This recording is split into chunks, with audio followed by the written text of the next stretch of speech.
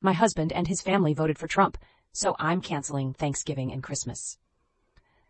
I will not unwrap gifts given to me by people who voted for a party that has talked about building internment camps and mass deportation. I knew he voted red. He knew I voted blue. I had hoped the most capable and most inclusive candidate would win. He hoped his idea of a better America would win. And from where I stand, America lost. In the aftermath of Tuesday night's results, still under the bed covers Wednesday morning, I scrolled social media looking for hope. I unfriended a few short-sighted FB friends. No need to continue our digital relationships and witness their selfishness and hate. Then I saw my husband's post. God bless America. God bless 4547. It had a few likes, and a few commenters joined him in his celebration. He was downstairs in the kitchen making coffee, and I was upstairs avoiding him. I couldn't talk to him, or even look at him. I immediately texted, I love you, but out of respect for me and all my liberal writer friends, can you please take down that post? Also, tell your family I love them, but I will not be coming for Thanksgiving, and I won't be hosting Christmas. I need space. Shortly after I sent the text, he brought me a cup of coffee in bed. I am sorry, he said. I understand. Did he? Did he really understand what he and so many others in this country had done? I could not forgive him. Not right now. I spent most of the morning doom-scrolling next to the cold cup of coffee I ignored, partially because I was distracted, primarily out of spite. I finally got up, made the bed, went outside into the beautiful sunny day, took a few deep breaths, and then went back upstairs to unmake the bed and spend the remainder of the day in it. He went to work. I assumed energized by Trump's victory. The next day, I finally emerged and listened to Kamala's concession speech. She reminded us, only when it's dark enough can you see the stars. I wrote to my artist friends and told them to keep shining their lights. I wrote to my musician son in college and his songwriter girlfriend. I told them to keep creating. I wrote to my young nieces who were terrified and told them I was there for them. I wrote to my beautiful gay cousin and said I loved him and was thinking of him and his partner. I kept writing.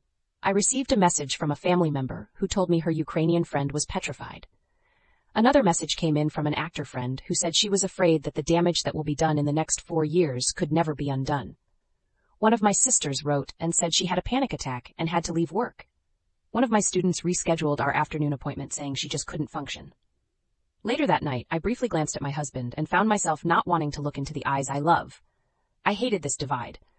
I wanted to touch his forearms and feel our connection, but I also felt an urge to punish him and deny him my touch. I am sorry about the holidays, but I cannot bite my tongue like I did with Hillary, I told him. I don't want to disrespect your parents or your brother and his family in their home or our home, so it's best this way.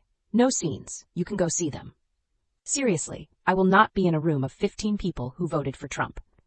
He mentioned our son and his girlfriend who are coming home for Christmas. Will they feel bad, he asked. Bad? I think they already feel bad. Really bad, I thought.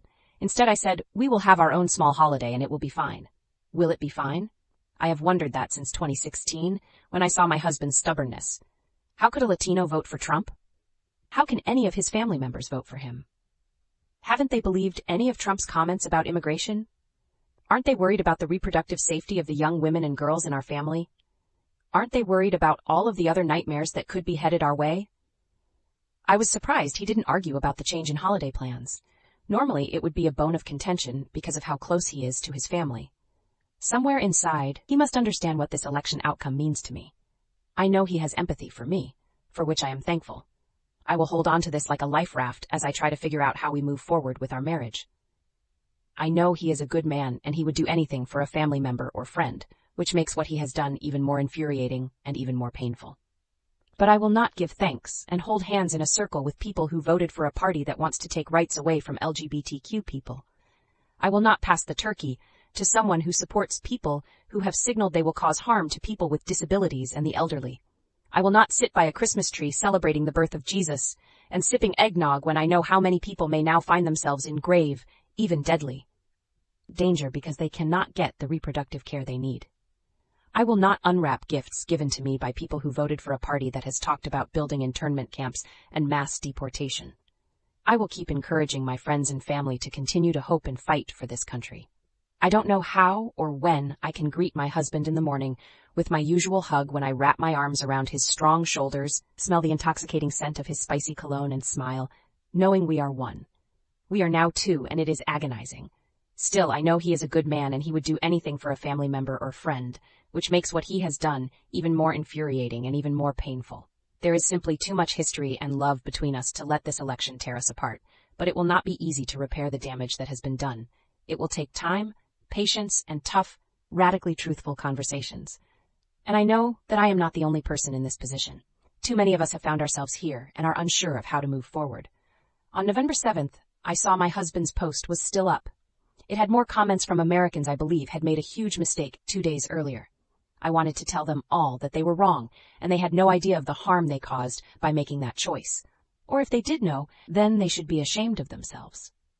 I don't know how they can live with themselves. Instead, I got up and made my own coffee. I put our clothes in the dryer. I let the dog out.